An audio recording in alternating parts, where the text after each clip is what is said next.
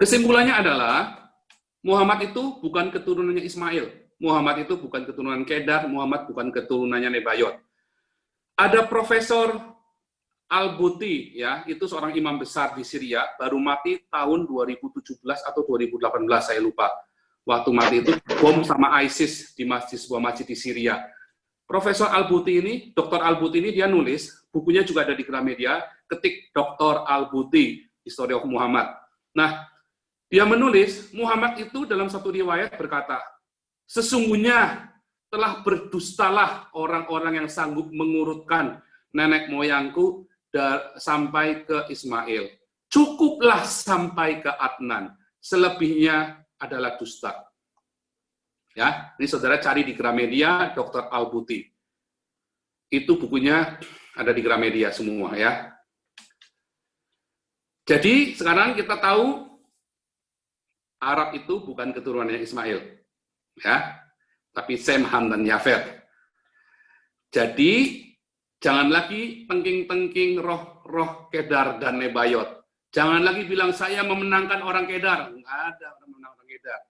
Saya kasih tahu saudara, setelah saya nggak pernah berdoa Kedar dan Nebayot lagi, saya berdoanya dalam nama Yesus saya taklukkan roh Babel, saya kuasai roh Babel, saya tundukkan roh Babel di kaki saya.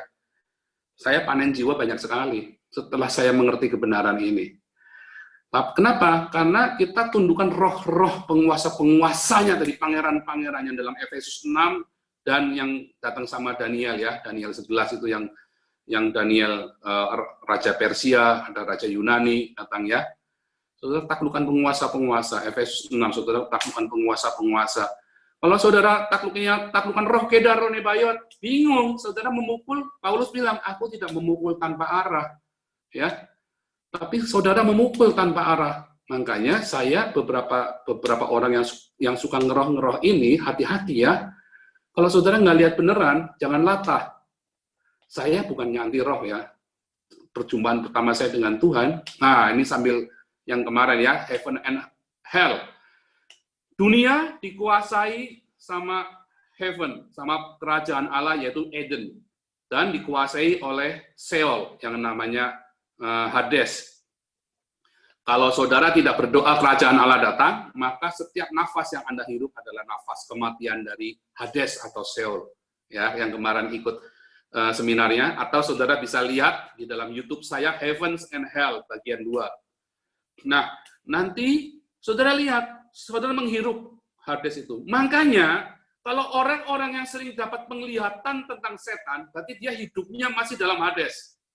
Saudara lihat nabi-nabi dari Kejadian sampai Wahyu, nabi-nabi itu 90% ketemunya sama malaikat Tuhan. Mengapa? Ya, mereka ketemunya malaikat Tuhan. Elia, Elisa, Tuhan bukakanlah mata hambaku ini supaya dia melihat, dan matanya dibuka, hambanya si Elisa, Bapakku, Bapakku, tadinya dia teriak, Bapakku, Bapakku, orang-orang Aram dengan pasukannya berkuda. Terus Elisa berdoa, dibuka matanya si hamba ini, Bapakku, Bapakku, lihat pasukan Mahanaim. Bala tentara Allah, ya, di sepanjang lereng gunung itu. Kenapa? Karena mereka tinggal di paradiso. Mereka menghirup kerajaan Allah. Setiap hembusan nafasnya adalah paradiso. Ya, jadi saudara yang menghadirkan kerajaan Allah, saudara yang memutuskan, saudara mau melihat setan atau mau melihat malaikat. Di awal perjumpaan saya dengan Tuhan Yesus, selama 1 tahun pertama, saya bolak-balik melihatnya setan, roh tuyul, kuntilanak, pocong. Itu lucu ya. Saya lagi honeymoon sama istri saya ke Bali, dibayari teman itu ya.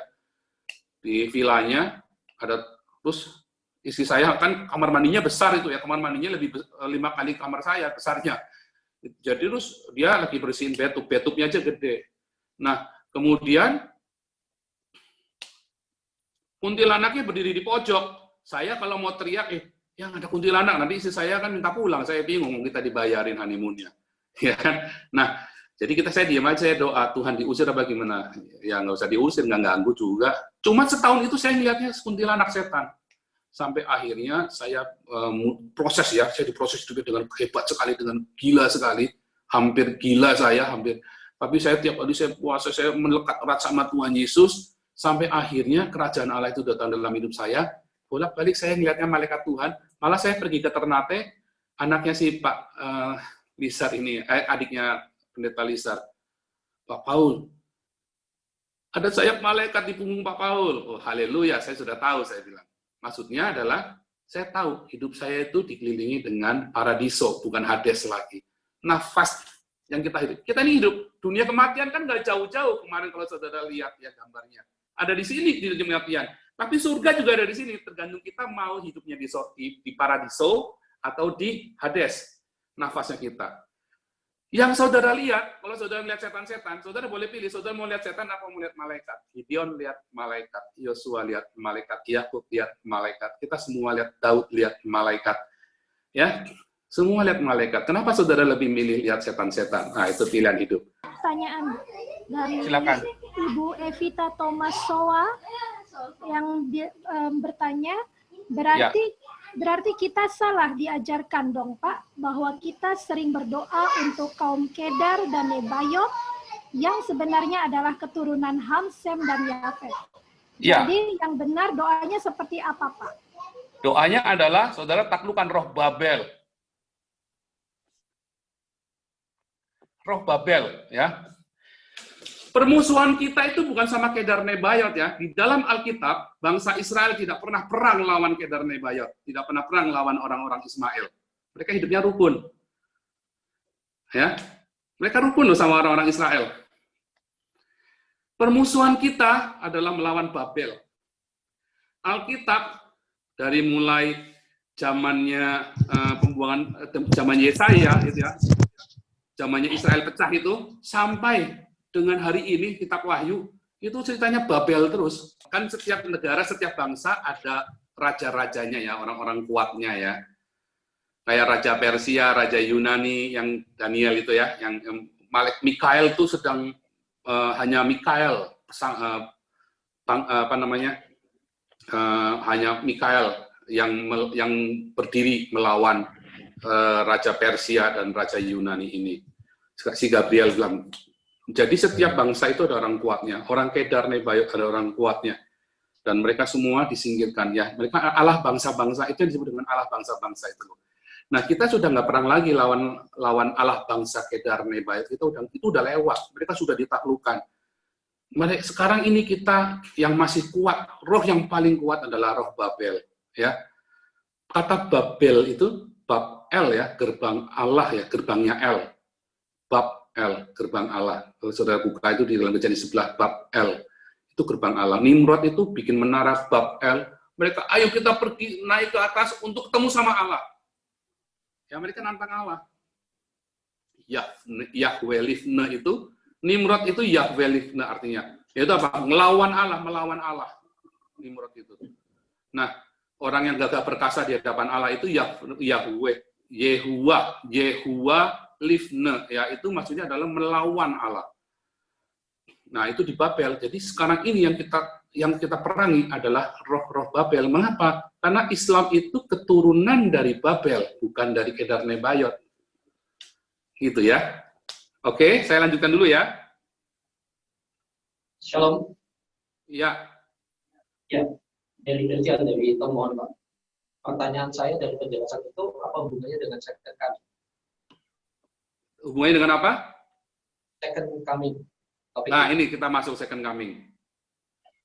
Ini hubungannya. Oke, ya. Silakan. Oke, kita lanjut. Second coming. Semua bisa lihat ya. Second coming, kita pertama belajar dulu kitab Wahyu. Ya. Membaca kitab Wahyu, saya menawarkan kepada saudara, jadi nanti akan bertabrakan dengan teologi karismatik, dengan beberapa teolog yang lain. Dan inilah cara saya membaca kitab Wahyu. Kenapa? Karena saya berpegang kepada apa yang tertulis, kecuali yang tertulis itu bilang ini simbol, maka saya akan jadikan itu simbol. Tetapi kalau tertulis itu nggak bilang simbol, maka saya tidak akan jadikan itu simbol. Ya, yang tertulis adalah yang tertulis. Nah, kita lihat ini ada 7 jemaat di Turki sekarang ya. Kita ada di Asia Kecil yang tadi ya, Bizantin.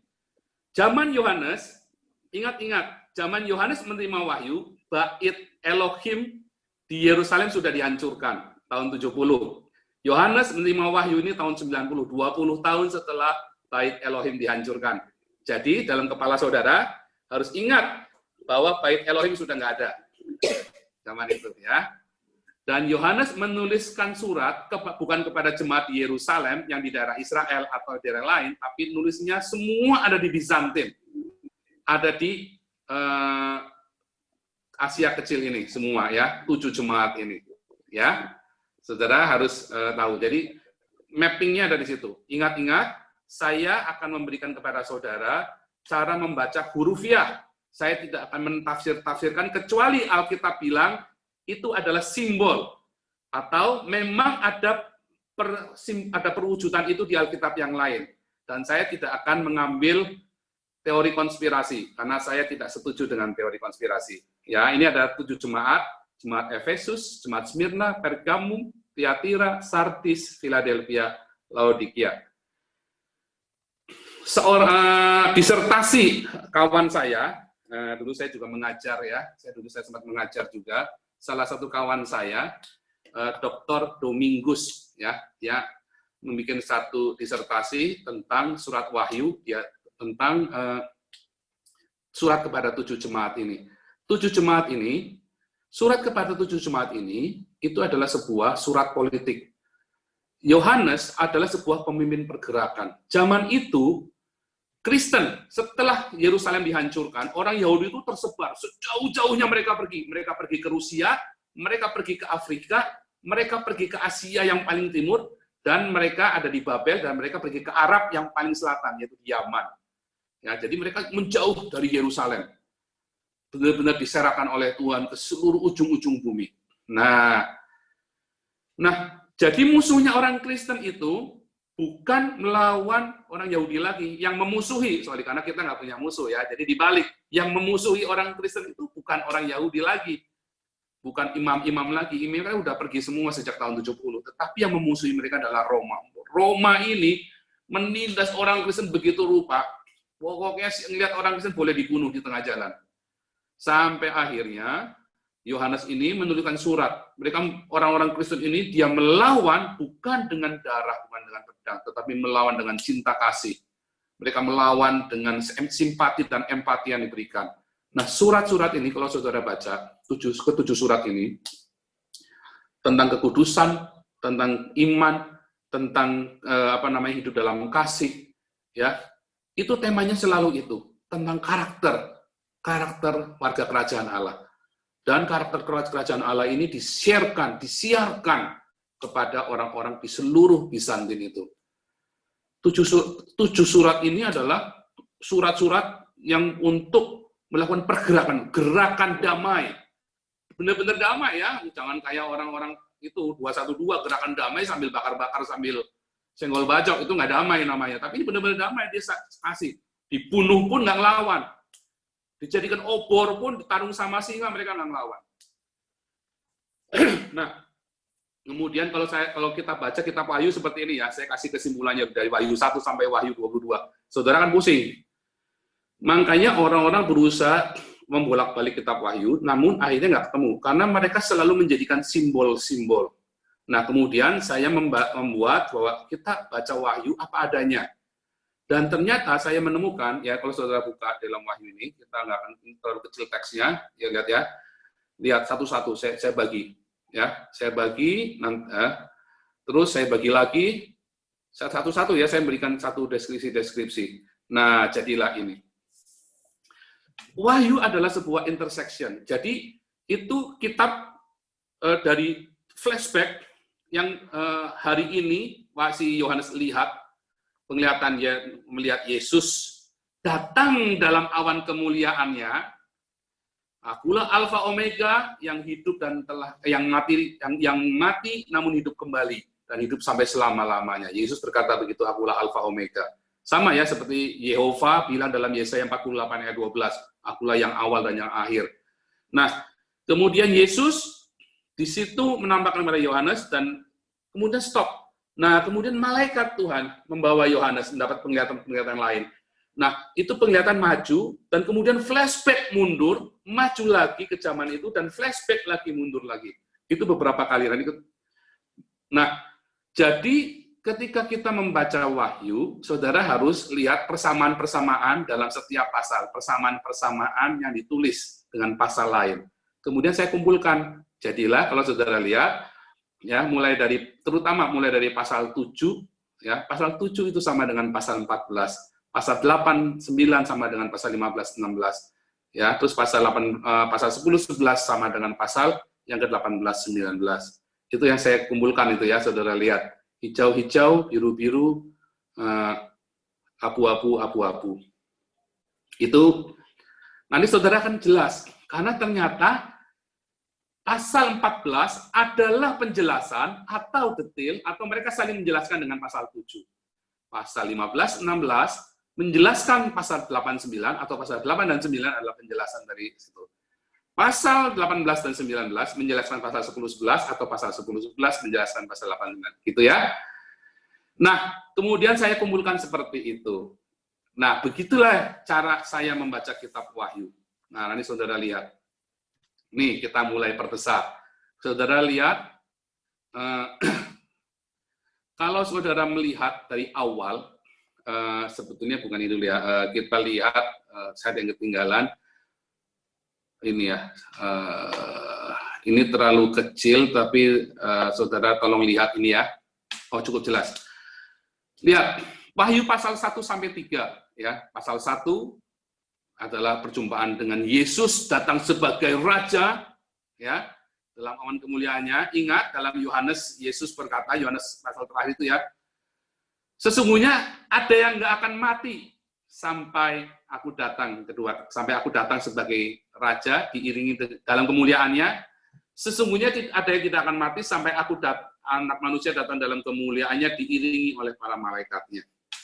Ya, dan Yesus nggak bilang orang ini nggak bakal mati selamanya, tetapi nggak akan mati sampai dia melihat Yesus datang dalam kemuliaannya. Dan Yohanes yang lihat Yesus datang dalam kemuliaannya.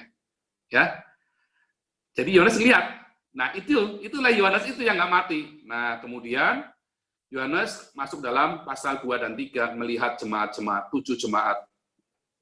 Nulis surat kepada 7 jemaat. Tadi ya, gerakan politik, gerakan damai, gerakan cinta kasih. Dan kita tahu akhirnya Yohanes memenangkan peperangan melawan Roma. Ya, tahun 200 mereka persekusi terhadap orang Kristen sudah berkurang. Tahun 250 orang Kristen sudah menguasai separuh dari Roma. Tahun 300 Konstantin harus berdamai dengan orang Kristen. Konstantin yang menjadikan Kristen menjadi agama negara. Jadi menang ya, mereka menang. Seperti dengan yang dituliskan oleh surat kepada 7 jemaat ini. Nah, kalau saudara amatin, surat kepada 7 jemaat ini, barang siapa menang, ada 7 barang siapa menang. Semua barang siapa menang ini, semua sudah ada dibahas di dalam heaven and hell. Ya, mereka semua, dan ada semua, barang siapa menang, mereka, akan ada dalam kerajaan 1000 tahun nanti. Itu tentang, jadi semua dari nabi-nabi ini, visinya bukan ke langit dan bumi yang baru, tapi semua nabi-nabi sampai ke Yohanes saat itu, visinya sampai ke kerajaan 1000 tahun. Ya. Nah, nanti kita lihat satu lagi ya. Nah, kemudian kita lihat yang pasal 4, pintu paradiso terbuka, ada bunyi seperti sangkakala. Terus dia melihat dia yang duduk di tahta, ada 7 obor roh Allah, roh Theos. Ya, saya menghindari kata Allah supaya nanti kita jangan bercampur dengan Allahnya orang Islam. Kemudian ada 4 makhluk ilahi yang di surga, yaitu yang seperti singa, seperti anak lembu, seperti anak manusia, seperti burung nazar terbang. Nah, kemudian dibukalah meterai ke-1 sampai ke-6. Meterai 1 adalah white horse. White horse ya, nggak ada keterangannya. Tapi nanti saudara akan lihat yang pakai white horse. Nah, ini mungkin ada yang bisa, yang Yakub Unang boleh di dulu, di silent. Ya, terima kasih. Kemudian sil yang kedua ada red horse. Kalau bilang white horse, saudara nggak bilang, oh white horse warnanya putih. Oh, itu dicocok-cocokin mana putih, siapa yang mana putih ya. Jangan begitu ya. Terus ada red horse, itu kuda merah. Ya, dia ngambil damai, itu ditulis dalam Matius 24 ayat 67, Matius 24 ayat 4 sampai 11. Kemudian ada lagi sil yang ketiga, black horse. Ya, dia ambil keadilan, mengambil keadilan dan merusak perekonomian. Sil yang keempat ada green horse, kuda hijau. kematian, kelaparan, itu ada dalam Matius 24. Seal kelima, altar para martir. Lihat ya, seal yang kelima itu ada altar para martir. Matius 24 juga ditulis. Terus seal yang keenam, universe. Ada gempa di universe ini. Ya. Terus seal keenam, baru seal keenam. Seal ketujuh mau dibuka. Belum. Lihat chapter 7. Ada 144.000 orang Israel yang dimeteraikan. Tetapi nggak ada namanya Dan, suku Dan nggak ada suku Efraim. Ya. Nah, kemudian ada martir dari segala bangsa yang lolos, yang martir dari segala bangsa yang melewati Great Tribulation, ya, kesusahan besar. Nah, kita tahu kemudian ada di Wahyu 8. Seal yang ketujuh, begitu seal yang ketujuh dibuka semua diam. Lalu ada 7 trompet. Mulai nih, sangkakala. Nah tadi ya, kalau bunyi sangkakala. Tapi sangkakalanya kita kan sangkakala terakhir. Kita sekarang sangkakala pertama dulu. Sangkakala pertama, fire blood. Sangkakala kedua, mountain. Gunung api masuk ke laut, dan sepertiga laut jadi darah. Sangkakala ketiga, ya ada bintang yang besar jatuh ke bumi, dan sepertiga sungai dan mata air jadi pahit dan beracun. Kemudian sangkakala keempat dibunyikan, sepertiga matahari, bulan, dan bintang menjadi gelap. Ya, kemudian sangka kelima dibunyikan, bintang-bintang berjatuhan ke ebis. Kemarin kita belajar apakah ebis itu. Cuman kalau saudara buka dalam Septuaginta, kata ebis selalu cerita tentang lautan yang paling dalam, samudera yang paling dalam, itulah ebis. Dari mulai Kejadian 1 ayat 2, ya, the deep, itu dari kata ebis dalam bahasa Septuagintanya, sampai di dalam Mazmur, Yesaya, Amos, itu ebis itu tentang samudera. Tetapi begitu kita masuk ebis di dalam Perjanjian Baru, itu tentang si setan iblis yang paling kuat itu ditawan di dalam ebis. Kemarin kita belajar dalam Heaven and Hell. Sangkakala ke-6, ada 4 malaikat yang jahat yang di Efrat dibebaskan, dan dia membawa 200 juta tentaranya. Ya, dia membawa 200 juta tentaranya. Nah, supaya kelihatan. Nah, sepertiga manusia di bumi mati. Dan manusia mengutuki Tuhan, ya, mengutuki Tuhan. Lihat pasal 10-11, ada 7 guru, tapi nggak disebutkan karena itu di meterai. Nah, kemudian ada Temple of God, ya, Temple of God. Disuruh diukur, tapi Temple of God-nya bukan di bumi, ya, itu ada di paradiso, di dalam paradiso, Temple of God-nya. Nah, kalau saudara lihat Temple of God yang diukur. Temple of God ini diukur 3 kali, ya, yaitu dalam Wahyu, di dalam Zakaria, sama dalam Ezekiel. Nah, kemudian ada orang-orang kafir, ya, ada orang-orang bangsa-bangsa ini akan menajiskan kota kudus selama 42 bulan. Nanti saudara harus bedakan kapan dia bilang bulan, kapan dia bilang hari, kapan dia bilang masa. Ya, itu harus dibedakan, jangan dicampur aduk. Kemudian ada 2 saksi Allah, yaitu 2 pohon zaitun dan kaki dian. Itu saudara bisa cek dalam Zakaria 4 dan dalam Roma. Siapakah 2 saksi Allah ini? 2 saksi Allah ini adalah pohon zaitun dan candle. Kalau saudara buka dalam Zakaria 4 ayat 3, Roma 11 ayat 7, dan Wahyu 12 ayat 17, maka kita akan tahu bahwa 2 saksi Allah ini adalah satu orang yang punya the commandment, Torah di dalam hidupnya, yang satu, dan yang satu adalah orang-orang yang punya pengajaran Yesus Kristus. Jadi orang Yahudi yang taat sama Taurat dan orang Kristen. 2 saksi Allah ini, ya, satu orang Yahudi, satu orang Kristen. Nah, kemudian 2 saksi Allah ini dibunuh, ya, dibunuh, dan mayatnya ditaruh di jalan yang secara spiritual, secara simbolik, nah, disebut Edom dan Egypt, Sodom dan Egypt, ya, di tempat di mana Tuhannya disalibkan. Tapi itu secara spiritual, tadi bilang simbolik gitu ya. Nah, kemudian sangkakala ketujuh dibunyikan, Yesus Kristus Raja segala Raja. Orang yang Kristus Raja segala Raja, terus melihat penglihatan tentang bait Allah, bait Elohim, dan ada perjanjian Elohim, ya, Torah dan Ark Covenant, tabut perjanjian itu ada di situ. Ya, saudara lihat, menarik sekali kalau saudara amatin. Kemudian pasal 12 dan pasal 13, nanti kita akan baca. Oke, nah ini kita lewat dulu, sekarang kita langsung ke yang ini, materinya. Nah, ke yang ini. Lihat pasal 12 dan 13. Pasal 12 dan 13, pasal 12 adalah lahirnya Kristen. 12 ayat 1 sampai 7 adalah kelahiran Yesus. Ya, kalau saudara amatin, wanita dengan matahari bulan dan 12 bintang, itu ingat mimpinya Yusuf. Ya, dan itu adalah Israel.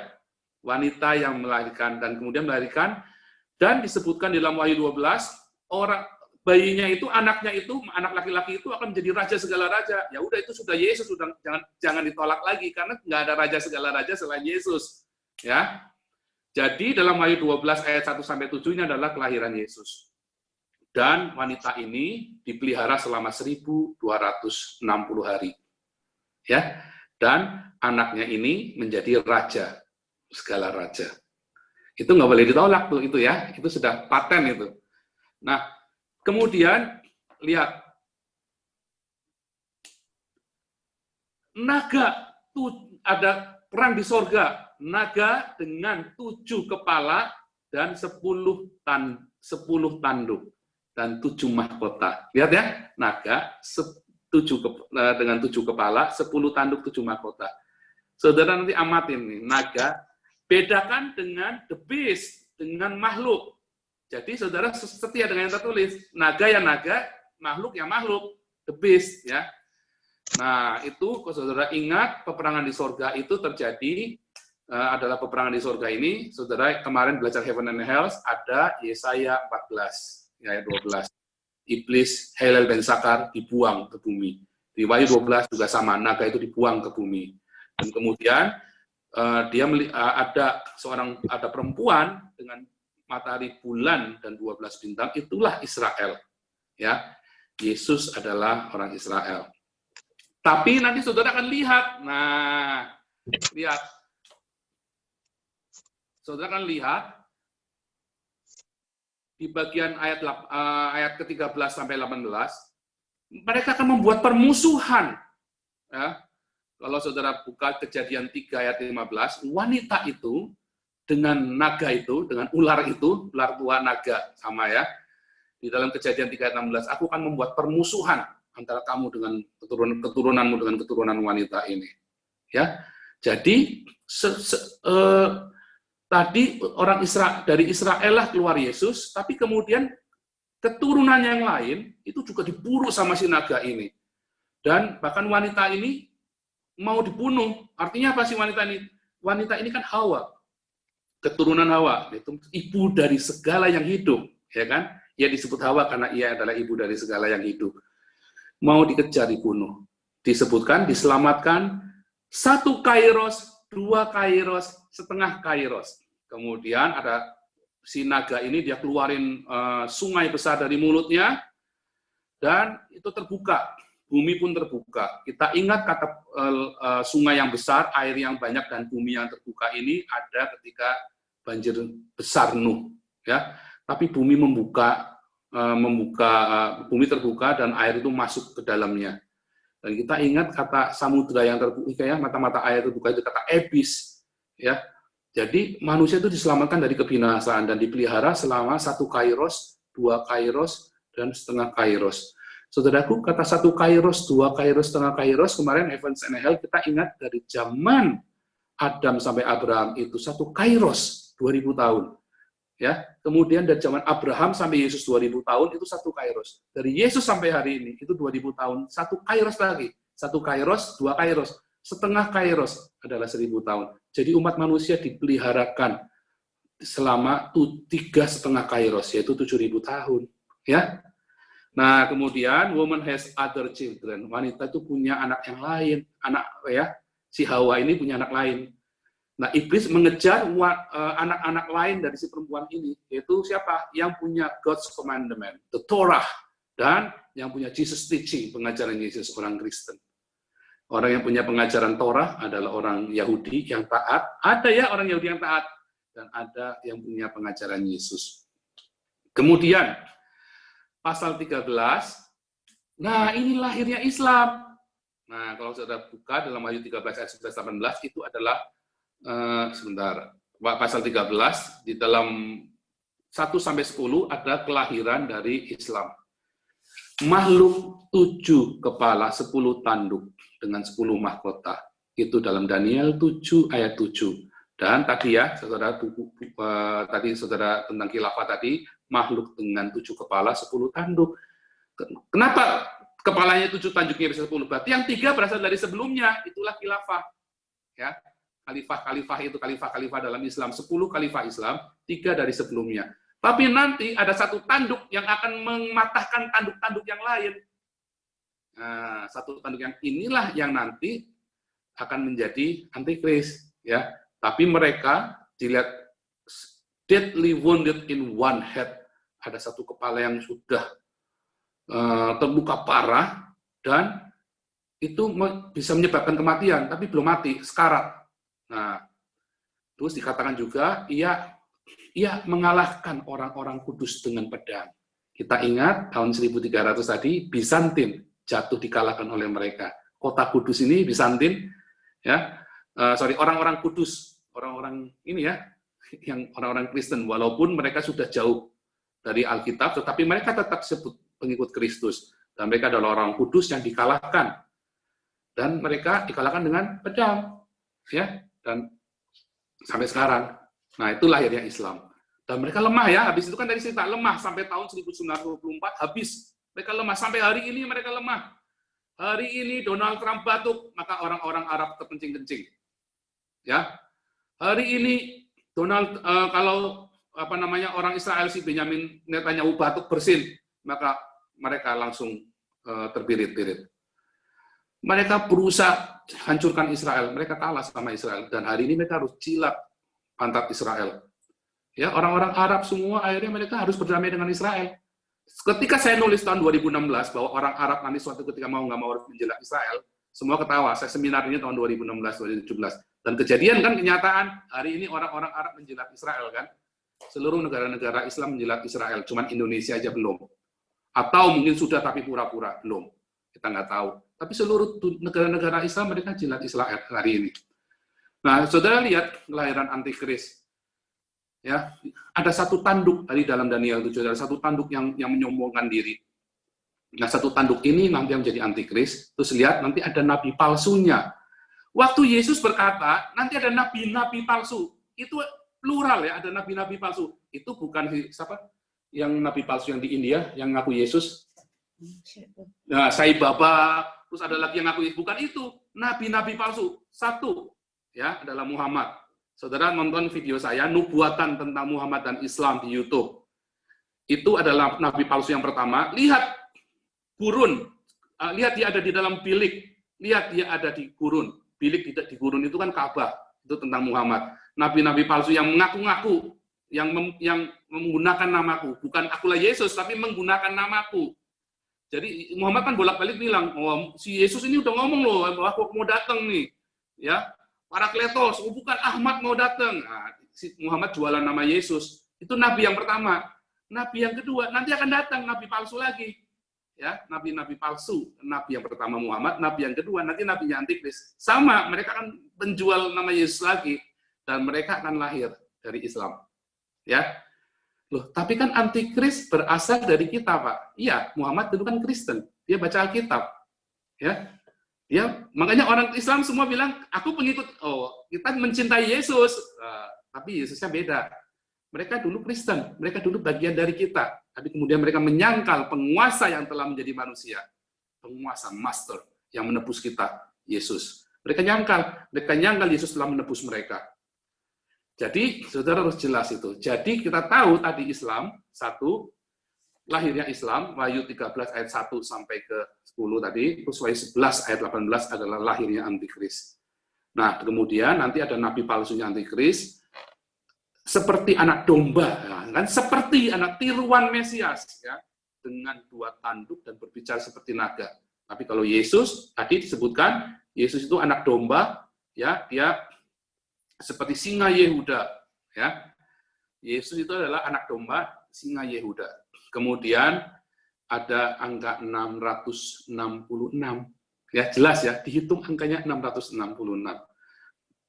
Kalau microchip itu 666 bukan 666. Jadi saudara jangan tuh semua dihubung-hubungkan. Oh, 666. Oh, itu nanti nggak boleh karena saya tidak percaya dengan teori konspirasi.